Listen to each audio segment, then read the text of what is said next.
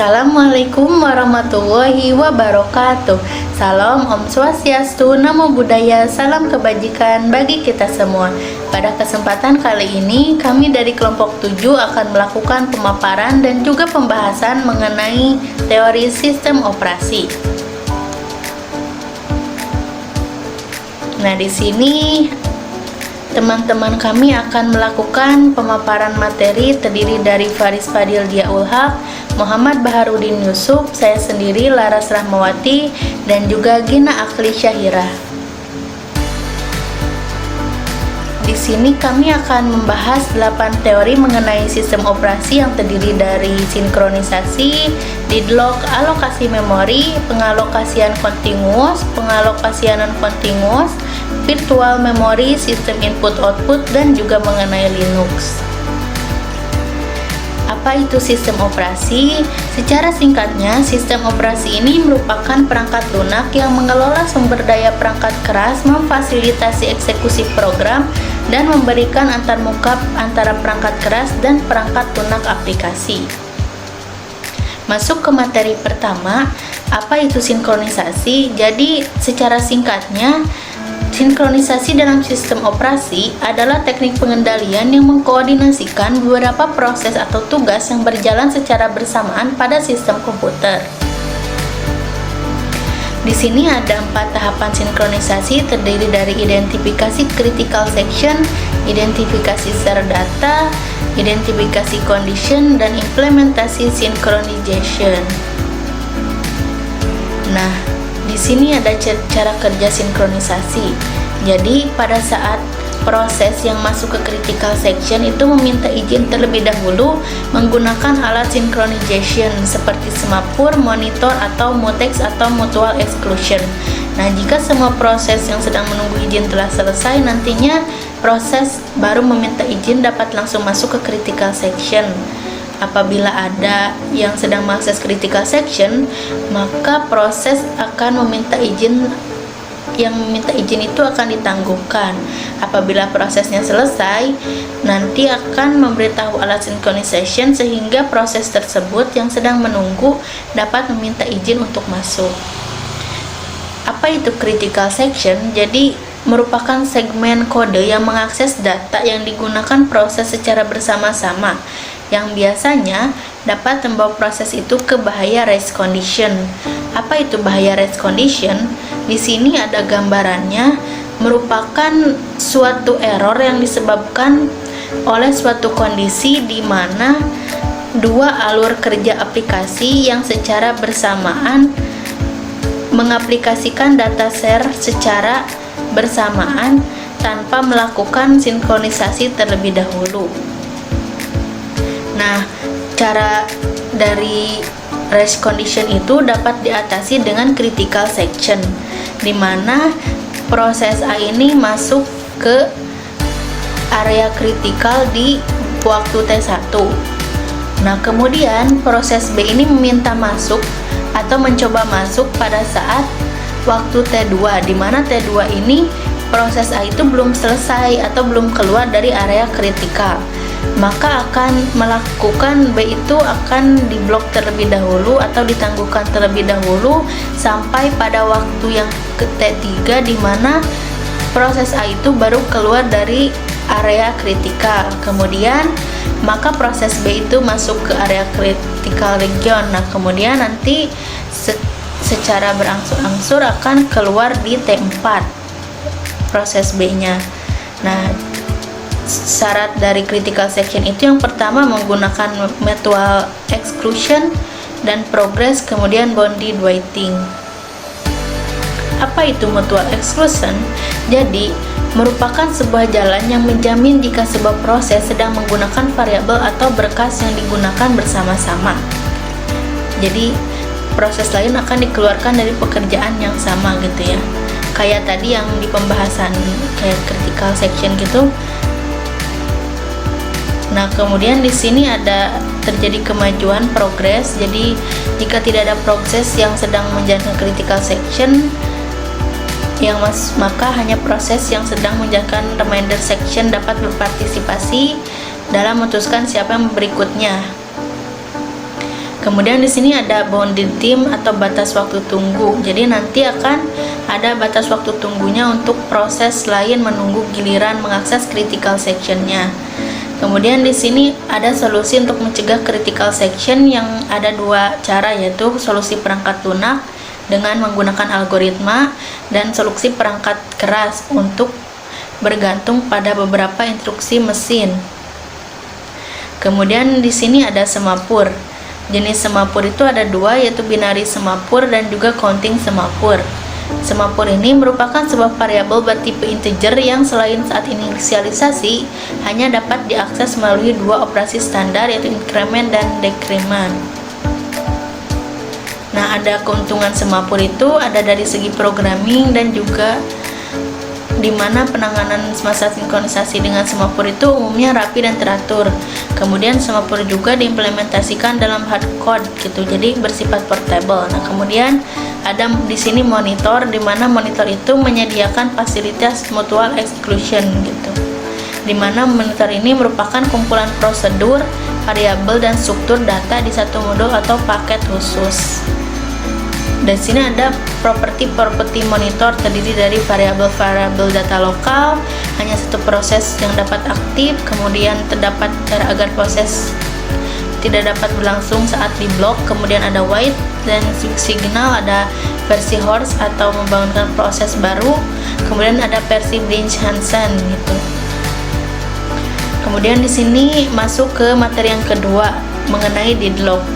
Secara bahasa itu buntu atau kebuntuan. Jadi deadlock itu berarti suatu keadaan di mana sistem seperti terhenti dikarenakan setiap prosesnya memiliki sumber daya yang tidak bisa dibagi. Keadaan ini terjadi tidak bisa dibagi atau non-shareable. Nah, di sini ada latar belakang deadlock. Jadi dapat satu jalur pada jalan. Nah, ini gambarnya, gambar deadlock. Mobil ini digambarkan sebagai proses yang sedang menuju sumber daya. Nah, untuk mengatasinya ada beberapa mobil yang harus mundur. Jadi sangat memungkinkan untuk terjadinya starvation atau kondisi proses tak akan mendapatkan sumber daya. Nah, di sini misalkan itu suatu komputer terdapat dua buah program, yaitu tipe drive dan juga sebuah printer. Nah, tadi sudah dibahas starvation, yaitu di mana keadaan beberapa proses itu tidak dapat sumber daya atau kelaparan karena terus-menerus menunggu kebutuhan dipenuhi gitu. Kemudian di sini ada strategi penanganan deadlock. Strateginya itu di sini akan dijelaskan. Nah, ada pengabaian, pencegahan, penghindaran dan juga pendeteksian dan pemulihan. Pengabaian itu sistem yang mengabaikan terjadinya deadlock atau tidak pura-pura tidak tahu deadlock itu terjadi. Kemudian ada pencegahan, mencegah terjadinya suatu deadlock terjadi, jadi dilakukan sebelum terjadi. Nah, kalau penghindaran ini bedanya dengan pencegahan tadi, kita tuh memprediksi terlebih dahulu tindakan yang diambil sistemnya akan diproses sumber daya ini mengakibatkan terjadinya deadlock atau tidak gitu. Kemudian di sini ada pendeteksian dan pemulihan. Jadi proses pendeteksian akan menghasilkan informasi sistem sedang deadlock atau tidak serta proses mana yang mengalami deadlock. Jadi akan dibahas secara lebih mendalam kemudian di sini. Nah, pencegahan deadlock ada mutual exclusion, ada hold and wait, no preemption, circular wait. Yang pertama ada pencegahan kondisi mutual exclusion. Jadi suatu yang wajar terjadi ya kalau kondisi mutual exclusion itu. Jadi pencegahan kondisi yang pertama ini sangat sulit karena sifat dasar sumber dayanya yang tidak dapat dibagi. Kemudian di sini ada pencegahan kondisi hold and wait. Kita perlu memastikan sistem tersebut di mana setiap kali proses minta sumber daya itu tidak sedang memiliki sumber daya lain. Nah, kalau ini ada pencegahan kondisi no preemption, di mana kita dengan melakukan membolehkan terjadinya preemption ini. Kemudian ada pencegahan kondisi circular wait, di mana kita melakukan atau menggunakan mekanisme enumerasi terhadap tipe-tipe sumber daya yang ada gitu. Kemudian di sini ada penghindaran deadlock. Jadi tiap proses memberitahu jumlah kebutuhan maksimum untuk setiap sumber daya yang ada. Kemudian terdapat deadlock avoidance algorithm. Kemudian ada save state yang dimana melakukan eksekusi dan melepas kembali sumber daya tersebut. Kemudian di sini ada pendeteksian deadlock menggunakan detection algorithm. Kemudian di sini ada pemilihan deadlock terdiri dari dua cara, yaitu terminasi proses dan rollback and restart. Yang pertama, terminasi proses ini di mana metode ini akan menghapus proses-proses yang terlibat pada kondisi deadlock dengan mengacu pada beberapa syarat.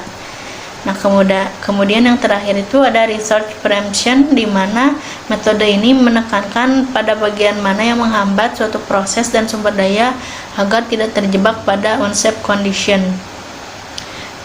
Mungkin begitu pembahasan saya, akan dilanjutkan penyampaiannya oleh teman saya Gina Akli Syahira.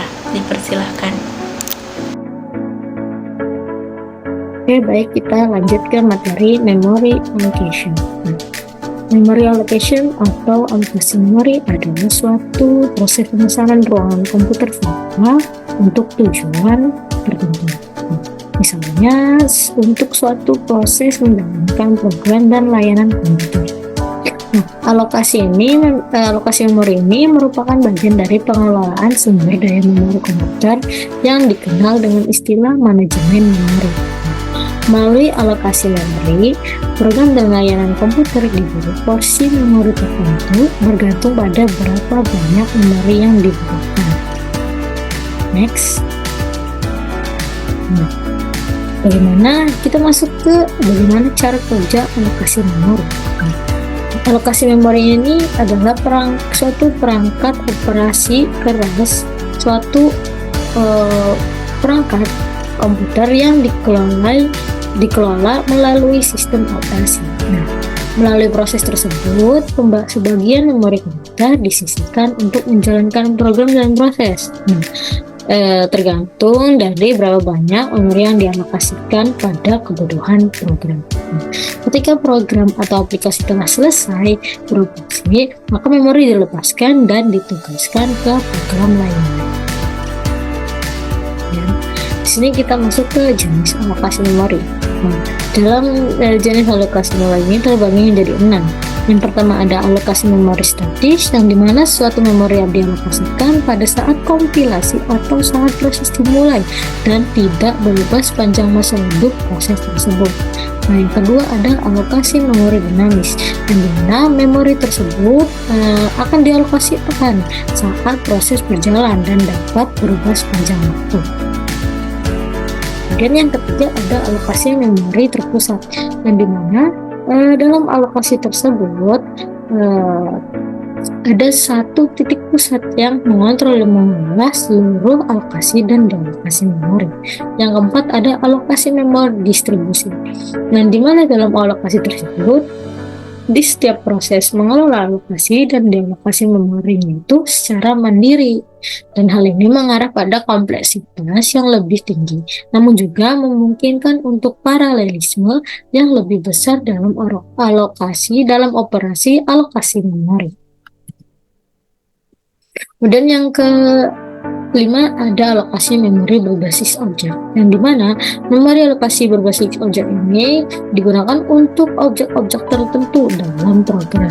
Nah, yang terakhir ada alokasi memori berbasis garbage collection. Dalam bahasa pemrograman yang mendukung garbage collection ini, alokasi memori dan pengelolaannya itu ditangani secara otomatis oleh garbage collection. Nah, hal ini mengurangi beban pada pengembang dalam mengelola alokasi dan dealokasi memori secara manual. Baik, kemudian kita masuk ke pengalokasian memori.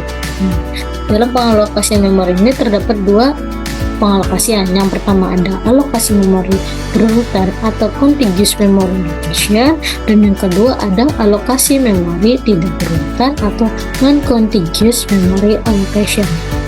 Next.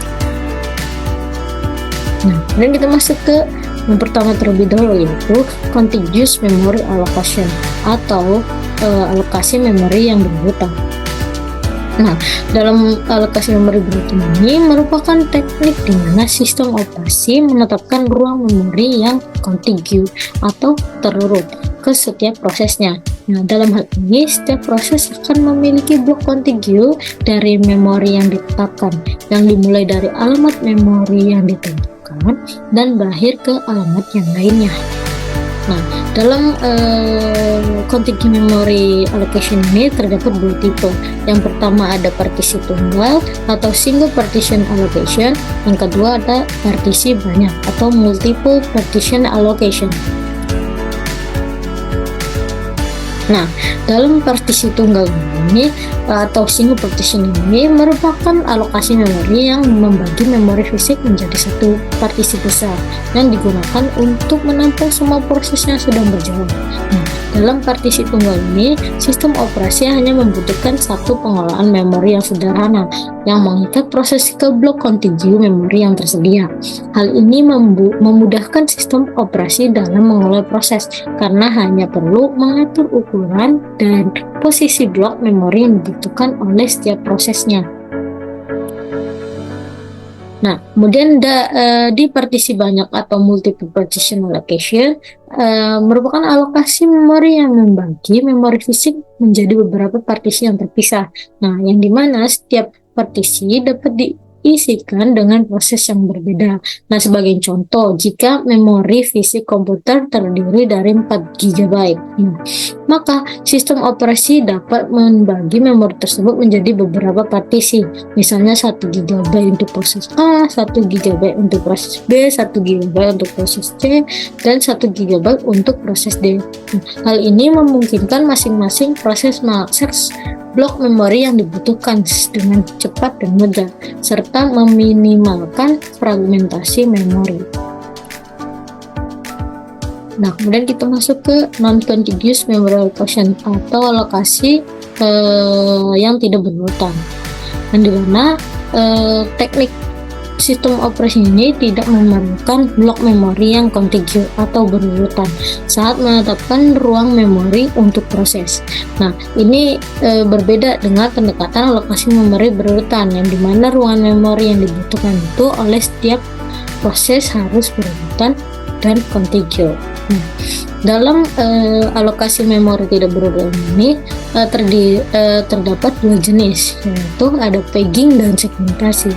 Pegging ini adalah memori fisik yang virtual dibagi menjadi blok-blok yang sangat sama besar yang disebut halaman. Sedangkan untuk segmentasi ini adalah memori fisik dan virtual dibagi menjadi blok-blok dengan ukuran yang berbeda yang disebut dengan segmen. Kemudian akan dilanjutkan oleh teman saya. Assalamualaikum warahmatullahi wabarakatuh. Di sini saya akan melanjutkan penjelasan yaitu mengenai pengalokasian non-contiguous. Yaitu ini adalah salah satu alokasi memori yang tidak berurutan dalam memori fisik.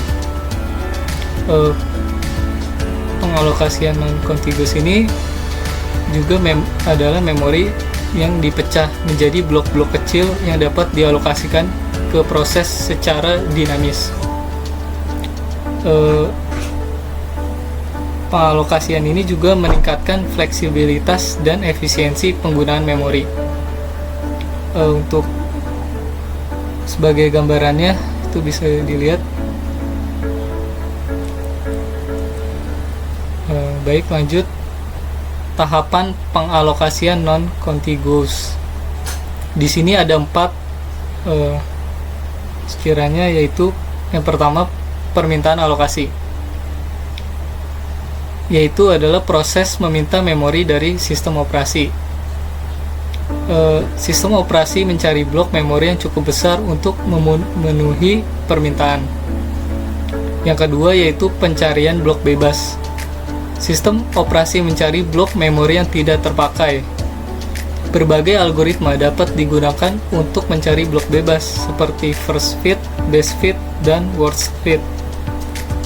Lalu yang ketiga, alokasi memori. Sistem operasi mengalokasikan blok memori yang ditemukan ke proses. Memori ditandai sebagai terpakai. Lalu yang terakhir, itu 4, dealokasi memori. Ketika proses selesai, maka memori yang dialokasi dibebaskan. Memori yang ditandai sebagai bebas dapat digunakan kembali oleh proses lain. Oke, lanjut. Keuntungan dan kerugian pengalokasian non-contiguous. Untuk keuntungannya di sini sekiranya ada 3, yaitu meningkatkan fleksibilitas dan efisiensi penggunaan memori, memungkinkan proses untuk dialokasikan memori dimanapun tersedia, lalu dapat mengurangi fragmentasi memori. Untuk kerugiannya di sini juga sekiranya ada 3, yaitu kompleksitas implementasi yang lebih tinggi, overhead memori yang lebih tinggi, dan ada juga kemungkinan fragmentasi memori eksternal. Selanjutnya yaitu virtual memory. Virtual memory adalah salah satu teknik manajemen memori yang memungkinkan proses untuk mengakses memori lebih besar daripada memori fisik yang tersedia. Memori virtual dibagi menjadi halaman atau page yang disimpan di disk dan dipetakan ke memori fisik saat dibutuhkan. Virtual memory juga meningkatkan multitasking dan kinerja sistem. Untuk virtual memory, untuk gambarannya seperti ini prosesnya. Jadi sini ada melibatkan RAM dan disk untuk physical memory. Lalu cara kerja virtual memory. Kiranya di sini ada 3 cara kerjanya. Untuk pertama, pemetaan alamat. Alamat virtual yang digunakan oleh proses dipetakan ke alamat fisik di memori. Untuk tabel halaman digunakan untuk menyimpan pemetaan ini. Yang kedua, transfer halaman. Ketika proses mengakses alamat virtual yang tidak ada di memori fisik, halaman yang berisi alamat tersebut akan ditransfer dari disk ke memori fisik. Halaman yang tidak digunakan dapat dipindahkan kembali ke disk untuk mengosongkan ruang di memori fisik. Yang ketiga yaitu penanganan kesalahan halaman. Ketika proses mengakses alamat virtual yang tidak valid, maka akan terjadi kesalahan halaman. Nah, untuk itu, sistem operasi menangani kesalahan halaman ini dengan mencari halaman yang berisi alamat tersebut dan membawanya kembali ke memori fisik. Untuk gambaran cara kerjanya ada di sini. Jadi di sini virtual memory kiranya punya page ada 1, 2, dan seterusnya. Lalu ada memory map melibatkan physical memory juga. Lanjut, keuntungan dan kerugian virtual memory ini sendiri. Untuk keuntungannya yaitu meningkatkan multitasking dan kinerja sistem. Itu memungkinkan proses untuk mengakses memori lebih besar daripada memori fisik yang tersedia, lalu mengurangi fragmentasi memori. Untuk kerugiannya, penurunan kinerja dapat terjadi karena akses disk yang lebih lambat, lalu kompleksitas implementasi yang lebih tinggi, lalu ada overhead memori yang lebih tinggi juga. Jadi dari penjelasan itu semua dapat disimpulkan yaitu pengalokasian non-contiguous dan virtual memory merupakan teknik penting dalam manajemen memori. Teknik ini memungkinkan sistem operasi untuk menggunakan memori secara lebih efisien dan efektif. Penting juga untuk memahami keuntungan, kerugian, dan cara kerja teknik ini guna memilih solusi terbaik untuk kebutuhan Anda. Baik, untuk presentasi selanjutnya akan dilanjutkan oleh Saudara Faris. Assalamualaikum warahmatullahi wabarakatuh. Perkenalkan, nama saya Faris Fadil Jawahak. kelas 4D NPM 2210631170.121. Di sini saya akan menjelaskan mengenai sistem input dan output, dan juga akan menjelaskan mengenai Linux. Nah, yang pertama di sini saya akan menjelaskan mengenai sistem input dan output. Nah, sistem input-output ini adalah suatu komputasi yang merujuk pada cara komputer berinteraksi dengan perangkat input seperti keyboard, mouse, dan perangkat output seperti monitor dan printer. Nah, sistem input-output ini adalah bagian vital dari sistem komputer yang memungkinkan pengguna untuk berkomunikasi dengan mesin dan melihat hasil dari komputer yang dilakukan. Jadi untuk sistem input itu contohnya seperti mouse, keyboard, ya kan, terus apa lagi ya?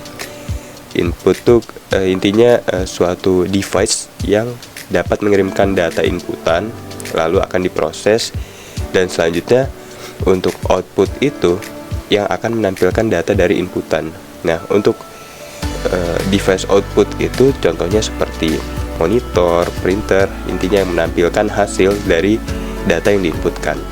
Ya, seperti contohnya ketika kita mengetikkan sesuatu gitu. Nah, misal kita mengetikkan kalimat penjelasan. Nah, saat kita mengetik itu, keyboard ini akan mengirimkan data inputan ke CPU atau pemrosesan di PC itu, lalu akan menampilkannya di monitor gitu. Secara singkat seperti itu. Di sini ada gambarannya ya, input, lalu selanjutnya ke proses, selanjutnya ke output. Dan di sini juga ada gambarnya apa yang komputer lakukan ya. Komputer itu ada input device-nya, lalu diproses di CPU ya. Lalu selanjutnya dia tampilkan di output device seperti monitor. Selanjutnya di sini ada tahapan untuk sistem input dan output. Nah, yang pertama kita perlu mengidentifikasikan perangkat input output ini. Seperti apa aja sih device yang akan kita gunakan gitu. Contohnya seperti keyboard, mouse, monitor itu masuknya ya input output ya, monitor, printer, dan lain-lain. Nah, selanjutnya kita inisialisasi. Komputer harus menginisialisasi perangkat input output yang akan digunakan sebelum mereka dapat digunakan. Nah, jadi kita perlu menyolokkan gitu ya, menyolokkan mouse-nya, keyboard-nya gitu, agar si komputer ini bisa tahu gitu kalau misalkan si device ini sudah terpasang, sudah terinisialisasi lah. Selanjutnya interaksi. Nah, pengguna berinteraksi dengan perangkat input. Contohnya di sini ya kayak kita mengetik, menggerakkan mouse gitu. Nah, di sini juga komputer kemudian memproses masukan ini dan menghasilkan output yang sesuai. Seperti yang sebelumnya sudah saya jelaskan ya, ketika kita mengetik kalimat atau kalimat apapun itu, kita perlu mengetikkannya di keyboard, nanti akan ditampilkan di monitor tersebut. Selanjutnya di sini ada penyelesaian. Setelah interaksi selesai, perangkat input output harus dibersihkan dan dihentikan dengan benar untuk mencegah kebocoran sumber daya. Nah, untuk sistem input output ini, untuk perangkat input device itu kita perlu sebenarnya kedua perangkat itu kita harus bisa maintain ya, seperti menjaga kebersihannya. Tapi sebenarnya kita tidak perlu untuk menghentikan si perangkat itu, karena kalau misalkan keyboard dan contohnya keyboard mouse itu ketika kita mematikan PC, otomatis mereka dua ini mati juga karena tidak ada daya gitu. Kecuali perangkat yang wireless gitu, mereka akan menggunakan baterai, jadi kita perlu mematikan. Oke, selanjutnya di sini ada cara kerja ya. Cara kerjanya sebenarnya tadi sudah saya jelaskan sebelumnya ya. Komputer menggunakan driver perangkat keras untuk berkomunikasi dengan perangkat input output. Jadi komputer itu menggunakan suatu driver. Driver itu dari software si komputer ini. Jadi ketika kita menyolokkan keyboard, mouse itu, komputer ini akan otomatis mendeteksi driver yang bisa mendapatkan data dari si komputer dan si mouse ini. Selanjutnya perangkat input mengirimkan sinyal listrik atau sinyal lainnya ke komputer yang kemudian diinterpretasikan dengan input ya. Jadi kayak kita misalkan memasukkan inputan menggerakkan mouse atau mengetik gitu, maka akan mengirimkan sinyal listrik atau sinyal lainnya gitu ke komputer agar komputernya bisa mendeteksi bahwa ada inputan. Kemudian komputer itu akan memproses input ini menggunakan software perangkat lunak atau algoritma yang sesuai. Ya, selanjutnya di sini ada output dihasilkan dan dikirimkan ke perangkat output yang relevan ya. Untuk output ya otomatis akan ditampilkan gitu ke layar gitu ya, monitor yang dapat kita lihat gitu. Selanjutnya saya akan menjelaskan mengenai Linux. Linux adalah salah satu sistem operasi ya. Ada sebuah sistem operasi yang bersifat open source. Open source itu berarti kita sebagai user itu bisa bebas gitu memodifikasi dan sebagainya. Dan Linux ini juga gratis ya karena open source. Yang berarti kode sumbernya tersedia untuk umum dan ya seperti yang sudah dijelaskan, Linux dikembangkan berdasarkan kernel Linux yang dibuat oleh Linus Torvalds pada tahun 1991 dan telah berkembang menjadi salah satu sistem operasi yang paling terkenal, digunakan dalam berbagai macam perangkat mulai dari server hingga perangkat mobil. Ya, Linux ini kenapa bisa populer gitu, hingga bisa dipakai buat server gitu. Sebenarnya OS lain seperti Windows juga bisa digunakan untuk server. Namun Linux ini adalah salah satu OS yang jauh lebih ringan. Yang pertama adalah ringan, kedua adalah bisa dimodifikasi karena open source, dan ketiga adalah gratis ya. Nah, selanjutnya kita akan masuk ke tahapan. Nah di sini pertama kita perlu menginstalasi ya. Tahap pertama untuk menginstal Linux pada komputer akan melibatkan memilih distribusi Linux yang sesuai. Ya, distribusi Linux itu ada banyak ya, contohnya seperti apa tuh, Red Hat, Fedora, apalagi ya, Debian, Ubuntu ya. Itu yang saya tahu hanya segitu ya. Selanjutnya ada konfigurasi. Setelah instalasi selesai, Linux dapat dikonfigurasi sesuai dengan kebutuhan pengguna.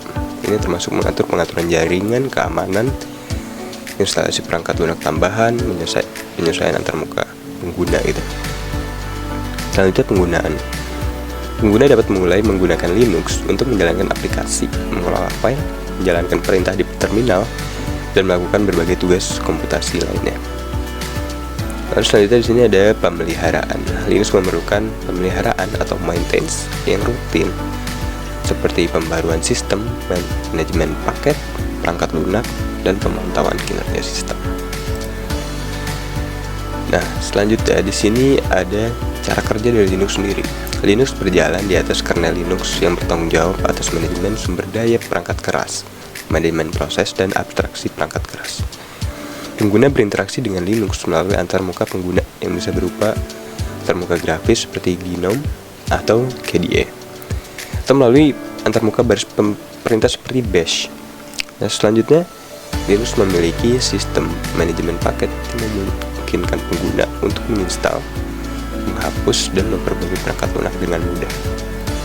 Selanjutnya, karena sifatnya yang open source, Linux memiliki komunitas yang aktif yang terlibat dalam pengembangan, dukungan, dan distribusi perangkat lunak. Ya.